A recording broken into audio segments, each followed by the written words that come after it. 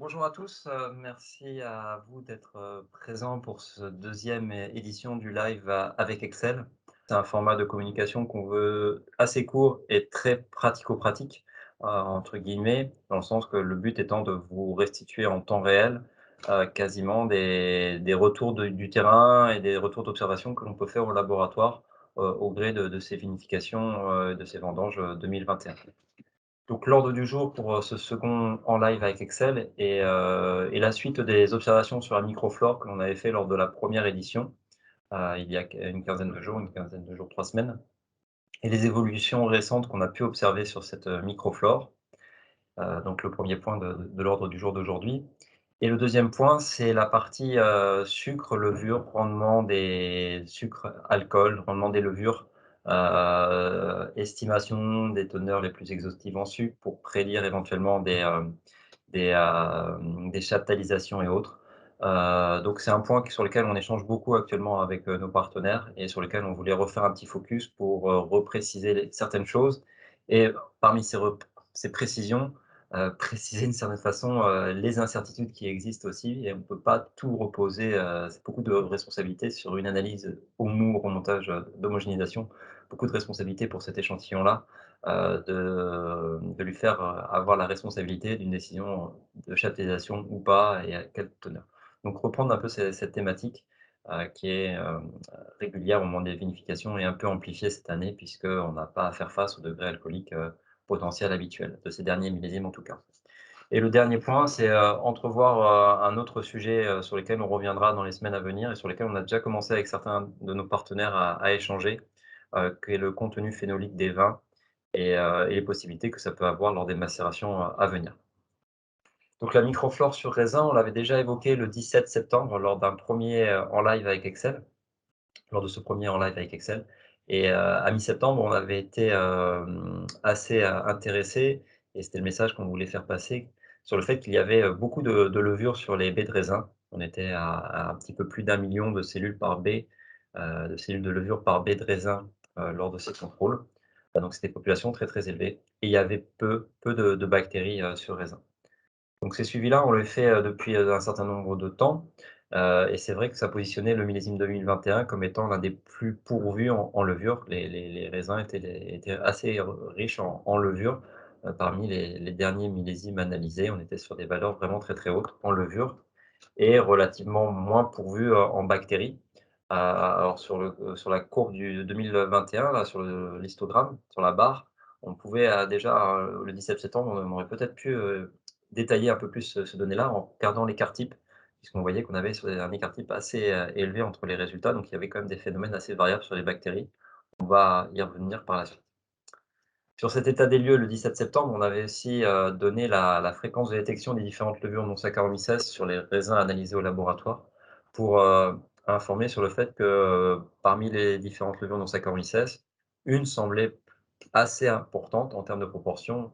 Il s'agissait d'Ancidiaspora ovarum, qui est une levure, non Saccharomyces habituelle sur raisin, mais qui ces derniers millésimes, semble être plus présente et plus impactante aussi, au début des processus fermentaires. On en reparlera après. Depuis ces résultats début septembre, il y a eu beaucoup de choses qui sont passées, et notamment des pluies. Alors, ça n'a pas été, l'hécatombe météorologique comme, certaines données, ou prévisions météorologiques le laissaient, prévoir, mais, il a quand même plu, hein, notablement à des endroits et on sait que la pluie peut avoir un effet, lessivage, sur les baies, et parmi, ce qu'elle peut lessiver, il y a certainement les micro-organismes. Donc c'était intéressant pour nous d'essayer de voir comment s'étaient redistribuées les cartes après ces quelques pluies. Et au final, en fait, on s'est rendu compte qu'aujourd'hui, sur les raisins qu'on a pu analyser depuis une dizaine, quinzaine de jours au laboratoire, il y a 2 cas de figure. Le premier cas de figure, c'est des raisins où les populations de levure ont continué à progresser, et notamment Cyniaspora ovarum et on a des raisins aujourd'hui au laboratoire qui arrivent, qui vont être vendangés dans les jours à venir, où on est déjà à 10 puissance 8 cellules par baie ou par millilitre. On fait souvent l'analogie puisque, une baie va donner du jus et on peut retomber un peu sur nos pattes en termes de quantité. Donc 10 puissance 8, cellules par baie. C'est une population qui est très, très importante. Ce 10 puissance 8, on en reparlera après, mais c'est généralement la population maximale que l'on peut avoir en phase de fermentation, début de fermentation. Donc ça tout se passe d'une certaine façon comme si les levures avaient commencé leur phase de multiplication déjà sur le raisin dans ce cas de figure-là. Donc c'est des populations très élevées. Et l'autre cas de figure, ce sont l'apparition de bactéries acétiques en quantité relativement importante et des bactéries acétiques et principalement de l'espèce Gluconobacter oxydans, qui est l'espèce de bactérie acétique, la plus, agile à se développer, sur la baie de raisin. Et donc c'est des phénomènes qui sont bien connus, mais on a eu là aussi des raisins qui étaient très, très chargés en bactéries, qui sont devenus très, très chargés en bactéries, tardivement. La distinction entre ces 2 cas de figure, pour la schématiser sans faire justement trop de raccourcis, c'est quand même dans le premier cas de figure des raisins qui sur des baies qui sont assez volumineuses, mais plutôt, saines, les cellules, les baies sont turgescentes, on ne voit pas de problème là-dessus, donc c'est bien, voilà, des beaux globules de raisins rouges ou blancs, mais en tout cas des raisins qui sont plutôt bien intacts au niveau, pelliculaire et pariétale et ceux-là, ils supportent une grosse quantité de levure. Le deuxième cas de figure, c'est plutôt les raisins un peu atypiques, un peu rabougris, qui ont été, stressés par différents stress ou ceux qui ont des problèmes de maturité, et sans parler bien sûr de ceux qui sont attaqués par certains botrytis ou notamment, où on est voilà, ces cas de figure, ramènent souvent des populations de bactéries acétiques importantes. Alors, si on place globalement les 2021, maintenant qu'on arrive sur la fin des vendanges, hein, on s'approche en tout cas de la fin des vendanges, on peut commencer à mettre les histogrammes, dans leur globalité du millésime et donc il restera le fait que, en termes de levure, 2021 aura été une année record en termes de population de levure et de bactéries. On a voilà, soit peu de bactéries et vraiment une domination des levures, soit des populations de levures qui sont quand même présentes et beaucoup de bactéries. C'est ce qui est illustré par l'histogramme en vert avec là aussi encore un écart type qui est assez important. Alors les conséquences de tout ça, les conséquences, sur les fortes populations de levure, la première conséquence pratique que l'on a observée, qu'on observe dans les caves et sur lesquelles on échange avec, certains de nos clients actuellement, c'est qu'on a à faire face quand même à des démarrages explosifs de la fermentation alcoolique. C'est-à-dire qu'effectivement, quand il y a 10 puissance 8 cellules par baie, quand il commence à avoir du jus, parmi ces 10 puissance 8, il y a quand même des levures qui sont très promptes à se développer et qui vont pouvoir enclencher la fermentation. Donc on a quand même à faire face à des démarrages explosifs de fermentation. Une fermentation alcoolique, ça démarre toujours. Le fait qu'elle démarre de façon explosive, c'est pas un gain de sécurité, c'est même peut-être même pas l'idéal d'un point de vue des extractions, on en parlera par la suite. Mais ce qu'il faut se poser la question, c'est, si c'est vraiment ces souches du raisin qui ont démarrent de façon explosive parce qu'elles étaient très présentes sur le raisin, est-ce qu'elles vont bien pouvoir conduire la fermentation? Est-ce qu'elles vont pas s'opposer aux flores que l'on veut utiliser en termes notamment de LSA ou de pieds de cuve ou de crème de levure ou de levure non saccharomycèse qu'on veut implanter dans ce milieu-là? Ces démarrages explosifs et ces fortes populations de levure sur raisin, elles peuvent perturber tout ça. Donc ce qu'il faut, c'est essayer de tamponner un peu ces développements rapides. Pour cela, la température, bien sûr, l'oxygène, la nutrition. On voit des mous qui sont assez convenablement chargés, pourvus en azote. En tout cas, il y a certainement pas de nécessité d'apport très immédiat ou très important en azote ammoniacal. Peut-être qu'il y aura des compléments à faire pour optimiser et bien diriger les fermentations, et certainement.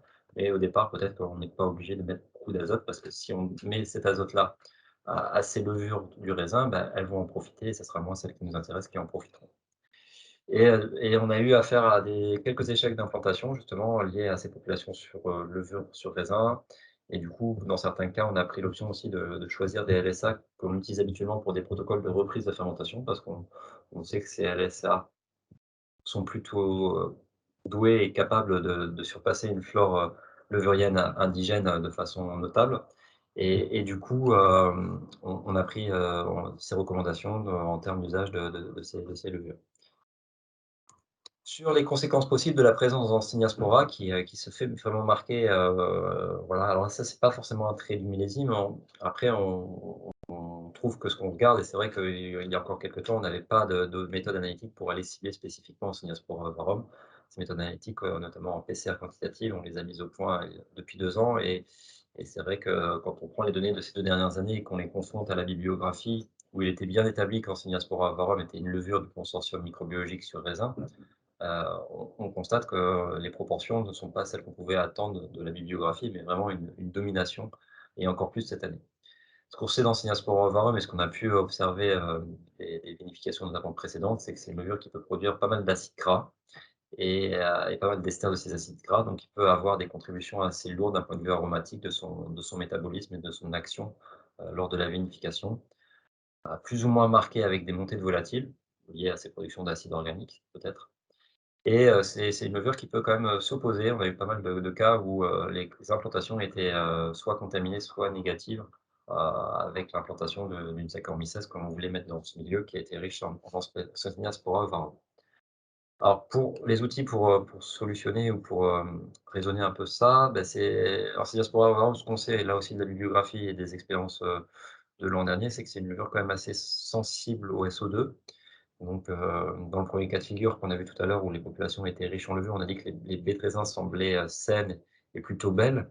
Voilà, même si elles sont belles et saines visuellement cette année, il ne faut pas oublier le SO2 comme un outil pour nettoyer un petit peu le raisin de cette flore indigène, parmi laquelle fait partie en quantité notable Ancinaspora. Et ce qu'on a remarqué dans le protocole d'essai de bioprotection, que ce soit sur des ajouts, précoces aussi, y compris sur le matériel de la vendange, sur le matériel de tri, des outils de bioprotection marchent très, très bien, notamment les espèces Storulaspora et Melchinicovia, notamment lorsqu'elles sont associées. On a de très bons retours sur la Zimaflore rigide, sur la bioprotection. On voit bien quand on fait les quantifications des différentes espèces de levures, à partir du moment où Torulaspora et Melchinicovia rentrent dans le jeu, eh beh, la population d'Aspleniaspora ovanium baisse drastiquement et ce qui permet de démarrer plus sereinement les phases préfermentaires et fermentaires. Donc là, il y aura des choses à comprendre et à objectiver d'un point de vue scientifique. Et il semblerait effectivement que voilà, ce sont des outils, qui peuvent permettre de fermer la porte à Enseignaspora ovarum. Ce qu'il faut faire, c'est quand même agir le plus vite possible par rapport à ces populations de levure. Voilà, ça va aller très, très vite, hein, de 10 puissance 8 sur B s'il n'y a pas de contraintes, que ça soit le SO2, la température, des choses comme ça qui vont amener une contrainte aux micro-organismes du raisin. Ceux qui vont survivre au choc osmotique et au passage dans le mou vont être très, très véloces à se mettre en action et on peut avoir des départs rapides en fermentation, donc il faut quand même agir très vite, à ce niveau-là. Bactéries acétiques qu'on a vu apparaître sur raisin en quantité notable, les conséquences de celles-ci, beh, en soi, il y a pas c'est pas une catastrophe, hein, ça fait partie encore une fois du consortium microbiologique de la baie de raisin, les gluconobactères, notamment oxydants. Ce sont des bactéries qui vont disparaître, hein, par la suite pour 2 raisons. Un, parce qu'elles sont sensibles à l'alcool, donc quand il y aura de l'alcool produit par la levure, elles vont disparaître et 2, quand, beh, on sera en mode, fermentation dans un milieu environnement très réducteur, elles n'auront plus le substrat, l'oxygène qui est à disposition pour elles et du coup, elles vont être bloquées pour ça. Donc elles vont très, très vite, disparaître ces bactéries acétiques. Par contre, ce qu'il faut avoir en tête, c'est elles auront produit des composés sur le raisin et puis lors des premières phases dans le mou qui sont liés à leur métabolisme oxydatif. Et on a mis en rouge, on l'a entouré, l'acide gluconique en est un très bon marqueur, assez simple à analyser, que ce soit par des méthodes en IRTF ou en enzymatique, c'est des choses qu'on peut faire rapidement et simplement pour objectiver le phénomène. Mais voilà, ces bactéries acétiques, elles vont produire des composés qui, une fois que les bactéries acétiques vont disparaître, le Gluconobacter va disparaître, ces composés vont rester dans le milieu. Et en fait, on constate, fréquemment, hein, quand il y a eu ces développements de bactéries sur raisin ou dans le mou, beh, les vins qui en résultent, sont des vins qui combinent fortement le SO2. Donc ça va être des problématiques de réajustement de SO2, soit pour des actions de stabilisation microbiologique, soit, de protection par rapport au phénomène oxydatif durant l'élevage et on va avoir une contrainte SO2, de combinaison de SO2 qui est très notable. Donc là aussi, ce qu'il faut, c'est bloquer rapidement leur, développement. Donc on sait que ce sont des bactéries qui sont elles aussi sensibles au SO2. Donc, voilà, encore avoir le raisonnement de se dire que le SO2 est, en tout cas au moment de la vendange, un outil intéressant pour nettoyer ces flores. Et on a des essais, des retours d'essais de terrain assez intéressants d'usage de tanins, très précoces comme le VR Supra ou le Protanin, R, avec des très bons résultats, sur la limitation de croissance des flores, de bactéries acétiques, à ces niveaux-là et on a aussi des partenaires qui ont fait des essais de mixte chitosane-tanin, et on a des choses qui semblent assez intéressantes, même si encore il est un peu rapide pour tirer des conclusions de tout ça. Mais voilà, l'idée c'est, de bloquer ces bactéries et c'est certainement par un blocage aussi au niveau, potentiel redox du mou, essayer d'amener un potentiel, réducteur à ce mou qui fait que les bactéries sont sous contrainte et qu'elles ne vont pas pouvoir oxyder beaucoup de sucre et produire cet acide gluconique ces dérivés aldéhydes et cétones qui, eux, une fois que les bactéries auront disparu, vont rester dans le vin et vont amener, des vins qui combinent beaucoup le SO2. Et puis effectivement, faut vraiment pas leur laisser trop de temps quand même d'action parce qu'il ne faudrait pas qu'elles arrivent non plus à la production d'acide acétique, qui, même s'il sera consommé en partie par les levures lorsqu'il est produit précocement, sera aussi quand même, un problème par la suite.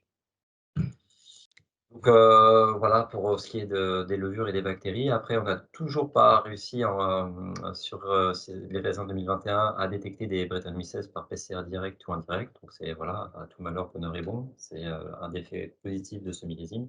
A priori, les Brettanomyces sont peu présentes au vignoble sur les raisins.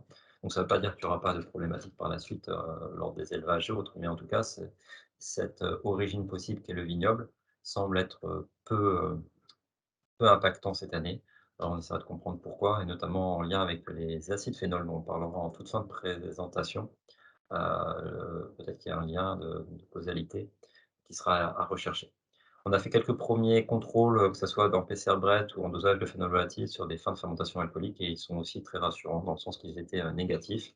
Donc effectivement, il y a peu de pression Brett sur ces phases, vendange, préfermentaire et voire même fermentation alcoolique.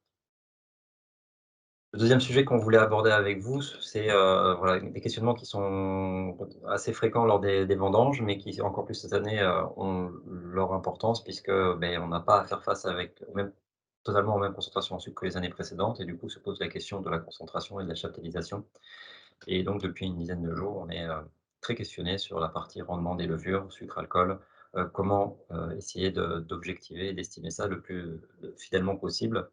On essaye de faire finalement de l'analyse de précision et ce qui est important de voir, c'est quand même qu'il y a pas mal de choses qui sont à prendre en compte pour cela. Pour cette réflexion, on va reprendre, quelques grands principes. L'équation de Gay-Lussac, donc le monsieur à gauche, les principes de régulation de Pasteur et comme tout phénomène biochimique, rien ne se perd, tout se transforme. On va garder en tête aussi le principe de Lavoisier. Et à partir de ces grands principes, on va essayer de se placer dans des conditions pratiques pour essayer de voir comment on peut, comprendre mieux le phénomène pour éviter des erreurs. C'est surtout ça. Pas L'objectif de ces quelques slides, c'est pas de vous donner une vérité absolue, c'est surtout vous éveiller sur les sources d'erreurs possibles et d'approximations possibles pour ne pas «tomber dedans», entre guillemets. Donc l'équation de la fermentation, donc c'est celle-ci. On sait voilà que le glucose va donner de l'éthanol et du dioxyde de carbone.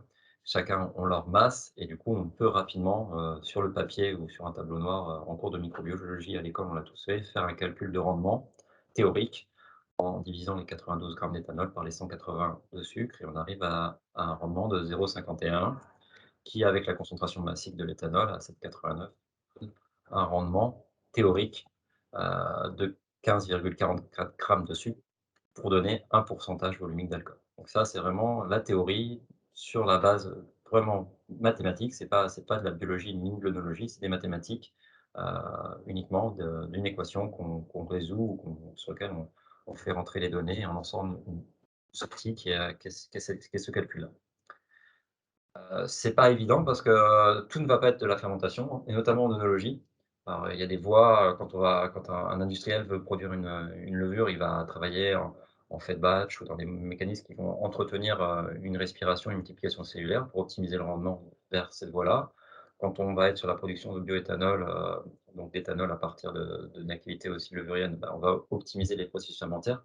Nous, en œnologie, on a à la fois besoin de la phase, de respiration pour produire une biomasse de levure et de la phase de fermentation pour réaliser la fermentation alcoolique. Donc on cohabite avec 2 métabolismes, l'équation précédente et cette équation. Donc déjà là, on voit que les sucres, ils vont aller vers, du CO2 qu'on va perdre. Celui-là, ce CO2, il va être perdu, hein, comme le CO2 précédent. Donc dans le bilan matière, on va lui le perdre, à partir dans le gaz et il y a la partie biomasse qui va intervenir. Ce qui va réguler tout ça, puisque la levure a ce choix entre la fermentation et la respiration, c'est en partie nous et en partie elle. En partie elle, parce qu'il y aura des éléments génétiques et de régulation qui vont faire qu'il y a des basculements de métabolisme, de la respiration à la fermentation ou inversement à des moments clés. Et en partie nous, parce que, on va lui donner du sucre, du raisin, ce qu'on va mettre au niveau de la chaptalisation si on veut procéder à cette pratique-là. Et aussi les phases d'aération vont, fortement impacter ces basculements de métabolisme. Et sous l'effet, de 3 différents mécanismes de régulation: l'effet Pasteur, l'effet Crabtree et l'effet Custer. Donc pour les garder en tête et les résumer, les garder en tête pour les réflexions qui vont venir par la suite, l'effet Pasteur, c'est le fait que l'apport d'oxygène favorise la production de biomasse. C'est-à-dire, voilà, quand on va dans un là aussi on reprend le côté, théorie, s'il y a une culture de levure, si on apporte de l'oxygène, ce qu'on va favoriser, c'est pas la fermentation, c'est pas la production d'alcool, c'est la production de biomasse. Donc le sucre va être utilisé et ça va produire de la biomasse. Heu et inversement, l'absence d'oxygène, lui, va favoriser la production d'éthanol. Donc là, il y aura le sucre qui ira vers l'éthanol. Saccharomycèse, qui est l'agent principal de la fermentation alcoolique, heu, même si elle cohabite avec des non-saccharomycèses, on en a parlé précédemment et beaucoup de non-saccharomycèses sont aussi soumis à ce même effet Pasteur. Elles sont Pasteur positives dans le sens qu'elles vont vraiment être dépendantes de ces mécanismes de régulation. Donc ça veut dire que pour faire une fermentation, il faut qu'on arrive à produire suffisamment de biomasse tôt, donc d'où la phase d'aération, d'oxygène, et passer ensuite en phase d'anaérobiose pour que la levure passe en mode de production d'éthanol et de fermentation. Et ça, c'est, en lien aussi avec le deuxième effet qui est l'effet Crabtree, c'est-à-dire que, la levure, il y a l'effet oxygène, mais il y a aussi le phénomène teneur en sucre.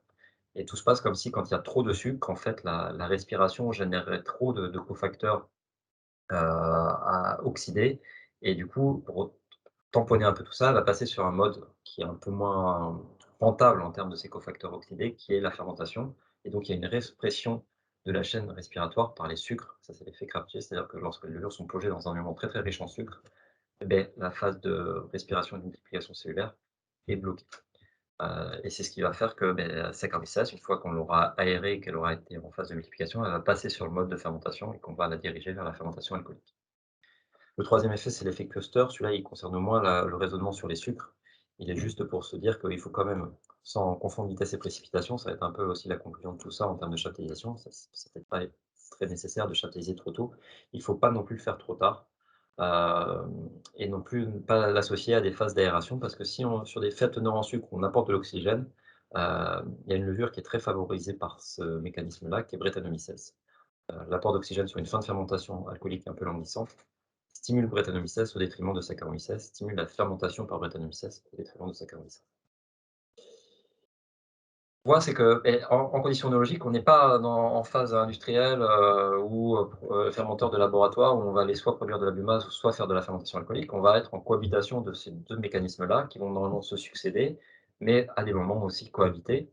Donc là, le rendement, de la production de la biomasse sur le sucre, elle est complètement différente que celle-ci. Elle est plus faible, heu voilà, il y a l'autre voie qui est la voie fermentaire qui va prendre, le dessus, à un moment donné.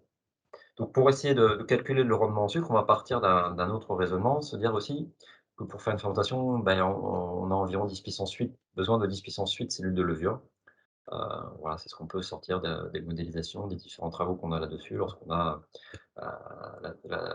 l'œil sous le microscope et qu'on suit fidèlement et fréquemment les populations de levure. Si on fait la globalité, on est sur ces niveaux de population.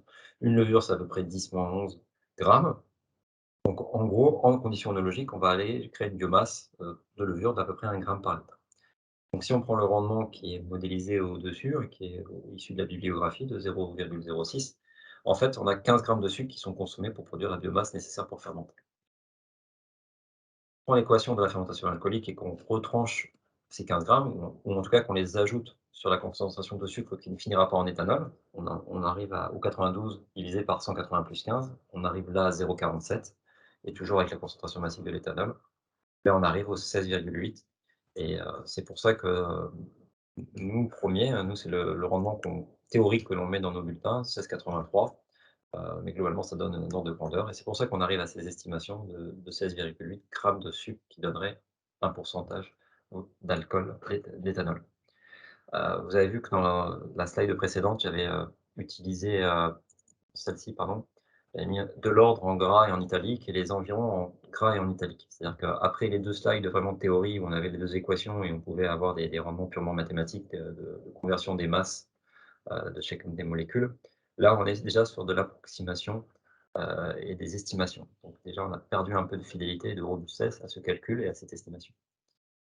On en perd encore plus parce qu'on est parti du graphique de gauche, qui illustre, le glucose vers l'éthanol ou vers la biomasse avec la respiration et la partie, de multiplication cellulaire. Il y avait aussi la partie glycérol qui était évoquée parce que c'est une voie du carbone qui est centrale aussi. Mais la slide de droite, c'est une slide qui est empruntée d'une présentation d'Interone qui est très, très bien faite, qui a été faite en 2015 sur les comportements des levures et des levures indigènes, mais toute levure va arriver sur la même chose et on voit bien la complexité puisqu'on a le sucre qui est bien en haut, qui est la voie entrante et toutes les voies sortantes où on peut avoir des «pertes» entre guillemets de carbone et donc de masse qui vont entrer dans le calcul. Il y a beaucoup d'approximations et notamment les approximations, c'est de se dire qu'une population de levure est homogène à un instant T, ce qui est pas le cas dans la réalité. Se dire aussi que tous les sucres fermentables sont immédiatement disponibles sous forme de glucose et de fructose. C'est pas le cas. Quand on fait, glucose-fructose en enzymatique et qu'on compare au réfracto, on voit bien qu'il y a des petites différences. Le réfracto, il prend en compte certainement les traces de saccharose qui peuvent rester, donc ça s'ajoute potentiellement après à ce qui pourrait être du glucose et du fructose et donc de l'éthanol, par la conversion. Il y a beaucoup de composés qui vont être sous forme glycosylée, notamment en lien avec les stress subis au vignoble, hein. Le végétal va avoir ces messages-là aussi de stocker de l'énergie. Donc une façon de les stocker, c'est de lier des sucres à des aglycones pour avoir en réserve une énergie, disponible à un moment donné. Et ça, ben, quand on va presser le raisin, que ce soit au laboratoire ou, vous allez commencer à le fouler dans votre cuve, le jus n'aura pas ces glucoses, fructoses disponibles. Ils seront encore sous forme glycosylée et il va y avoir des mécanismes enzymatiques, d'acidolyse, d'autres qui vont relarguer ces molécules-là. Donc tout ça là, on ne le prend pas en compte dans le calcul. Inversement, dans le calcul qu'on a fait, on prenait en compte que le sucre finissait en éthanol ou en biomasse et on a vu qu'il y avait du glycérol, il y avait pas mal de choses qui pouvaient intervenir. Les levures ne consomment pas aussi que du sucre comme carbone organique, mais aussi des acides aminés et autres.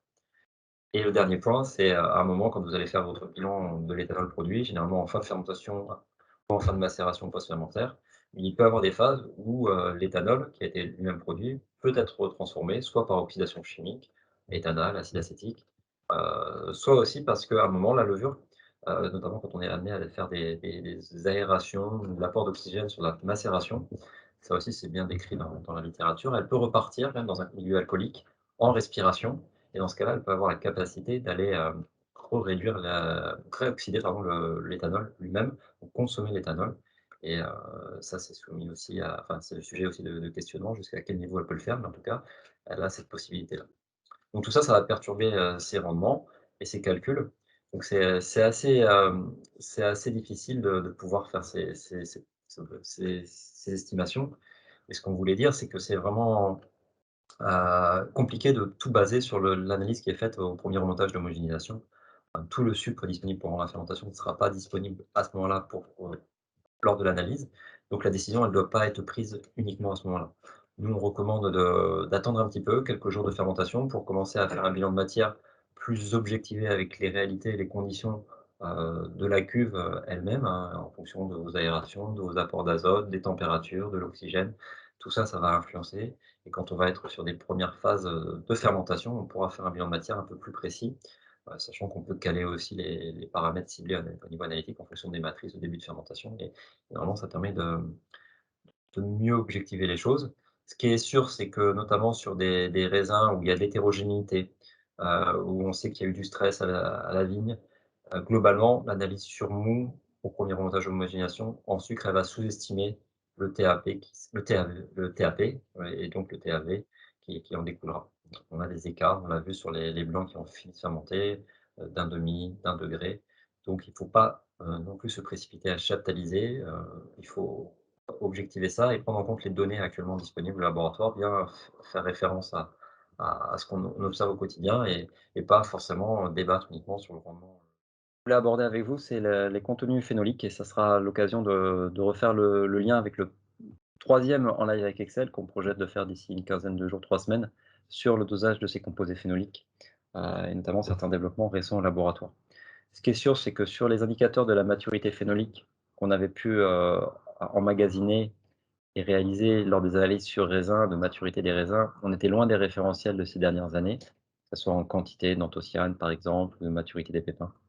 Mais on a aussi quelques hypothèses et quelques idées par rapport à ces phénomènes et que peut-être qu'il ne faut pas se baser uniquement sur des indicateurs quantitatifs, mais aussi sur des indicateurs qualitatifs de ces composés-là. Un bon exemple en est, c'est les blancs qu'on a vu très peu pourvus en acide phénol, quand on faisait des dosages d'acide coumarique, d'acide caféique, d'acide férulique, caftarique. On voyait notamment l'acide caftarique moins présent que l'an dernier en concentration, moins présent qu'en 2020 et qu'en 2018 aussi, qui avait été une année très, très riche en acide phénol. Et au final, ça a donné des mous qui se tenaient un peu mieux, et quand on a fait de l'électrochimie sur au moment des pressurages, on a vu que les fractions de presse qui habituellement, emmagasinent ces acides phénols et qui sont un des bombes à retardement d'un point de vue aromatique et couleur, étaient beaucoup moins pourvues de ces acides phénols et beaucoup plus stables. Et là, lorsque la fermentation commence à se terminer, on commence à objectiver ça et à déguster des vins qui ont des belles aromatiques, des vins très fins, très élégants et avec des belles couleurs. Et du coup, la faiblesse de ces acides phénols, fait que certainement ça a préservé ces vins-là. Sur rouge, on pense que c'est intéressant aussi de se poser des bonnes questions pour, optimiser ces phénomènes, les contenus polyphénoliques cette fois-ci, et ne pas être, tombé dans la crainte d'un millésime, vert au sens caricatural du terme. On pense que c'est pas le cas. Bien sûr, le millésime sera marqué par l'acidité qu'on sait un peu plus élevée que les millésimes précédents, mais en même temps, les millésimes précédents, on se plaignait du manque d'acidité, donc on verra ce qu'il en est, à la fin. Mais faut pas confondre la présence de l'acidité et le côté austère, astringent, sec, que l'on a. Donc d'un point de vue des polyphénols, quand on se pose ces questions-là, sur mou ou sur vin, on a une panoplie d'analyses possibles en termes de quantification des cibles, analytiques possibles. On a parlé de la partie acide phénol avec cette liste de composés qu'on va compléter de nouveaux développements. On en reparlera lors du prochain webinaire justement. Les analyses qui peuvent être intéressantes pour objectiver ces phénomènes, ce sont les analyses qui vont être des estimations de la réactivité. Et pour cela, avant de se dire, ben, moi, mes tanins sont pas mûrs, donc je vais pas essayer de travailler trop sur cette partie-là et entre guillemets baisser les bras avant d'avoir essayé de combattre. Il faut essayer de mesurer et de comprendre ces phénomènes. Et on a l'indice de protéines salivaires, qui est une analyse très pertinente au laboratoire, très sensible. Par dosage de protéines de référence extraites de la salive même qu'on aura amené à réagir avec un échantillon de mou ou de vin, on est capable d'objectiver, de quantifier, de modéliser la réaction entre l'échantillon de vin et de la salive, donc vraiment le phénomène de dégustation. Donc on va avoir des cibles, l'amylase, le PRPG et PRPB, qui vont être quantifiés après réaction avec le vin, et on va pouvoir voir comment justement ces tanins réagissent avec le vin. Il y a une donnée, donc c'est l'analyse SPI, c'est une analyse assez complexe, c'est de la biochimie fine, on va dire. Il y a pas mal de travaux récemment qui laissent présager que la DO230 peut être aussi une possibilité de stimer cette capacité d'astringence. Donc ça, c'est des travaux qui ont été menés en partie à l'IASV de Bordeaux. Et là, le graphique que vous avez, c'est issu d'une présentation de l'IAV qui est très très intéressante à ce sujet. Donc vous avez la référence ici. Et donc ça peut, voilà, c'est des analyses qu'on peut peut-être commencer à associer au contrôle habituel, pour comprendre un peu ces contenus phénoliques, en se disant qu'il y a certainement des choses quand même à aller chercher. Et on le voit bien aussi au travers d'une autre analyse dont on parle fréquemment, qui est l'électrochimie. Là, on a fait un suivi en mou, en rouge, et après, en début de macération finale, donc après la fermentation, donc après le travail, il y a un premier gros travail d'extraction et de macération, et on voit bien que le pic majoritaire s'est considérablement décalé vers la droite. Donc ça veut dire que, sortie de fermentation, après, une dizaine de jours de macération, on a des composés qui sont plus stables. Voilà, en mou, on avait, un pic qui arrivait assez rapidement, un potentiel redox assez précoce, et puis petit à petit, on a réussi à à faire que ça se décale vers la droite, donc des phénomènes plus stables. Donc ce qu'on veut dire par là, c'est que, beh, entre les jus et le marc, voilà, il faut se donner la possibilité d'aller chercher les choses. Ce qu'on voit, c'est qu'on a, et ça, on a été très tôt sensibilisés à ça lors des premières dégustations sur la fin d'été. On goûtait les raisins au vignoble avec nos clients et avec ceux qui arrivaient au laboratoire, et qu'on a essayé de diagnostiquer avec un dosage qui est aussi, relativement récent au laboratoire, puisqu'il a 1 an et demi, 2 ans, ce dosage des pectines. Avec Tommaso, on a essayé de voir un peu les teneurs en pectine des raisins, et on avait des retours de pellicules assez épaisses, et ça a été confirmé, hein, les pellicules referment beaucoup de pectine cette année. Donc c'est des choses qu'il faut avoir en tête pour, justement se dire que faut pas être trop timide. Il va falloir quand même casser ces phénomènes-là, casser ces liaisons-là pour pouvoir tirer les anthocyanes nécessaires pour la couleur et autres. Donc ça va se faire précocement. Il ne faut pas avoir peur de sortir les choses précocement. Les tanins qu'on sait astringents, par définition, c'est des tanins qui vont être relativement hydrophobes et qui vont sortir avec l'effet, solvant de l'alcool. Donc, si on n'est pas sur les degrés alcooliques des années précédentes, on ne risque pas non plus d'avoir des mêmes phénomènes d'extraction et de solubilisation de ces composés-là. Donc, il faut avoir en tête qu'il y a quand même des pectines sur lesquelles il faut lutter en ce début d'itinéraire, et notamment les enzymages peuvent être des actions intéressantes qui, trouvent tout leur sens cette année. Et puis, la dernière fois, on vous avez présenté le rapport juste sur vendange, qui est un nouveau rapport, un nouveau indice, analytique au laboratoire.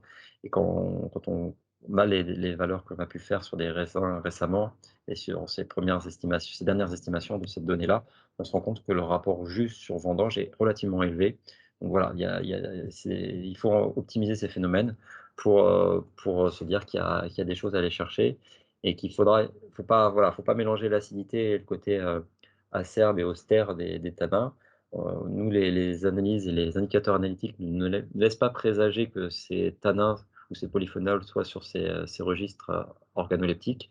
Ils sont peut-être en quantité moins importante que les années précédentes, mais c'est notre travail, lors de la vinification d'aller les chercher, de les amener à un état qui vont faire qu'ils vont peut-être contrebalancer l'acidité. Voilà, pas mélanger les deux parties et cette partie, extraction va être importante et intéressante pour contrebalancer justement l'acidité.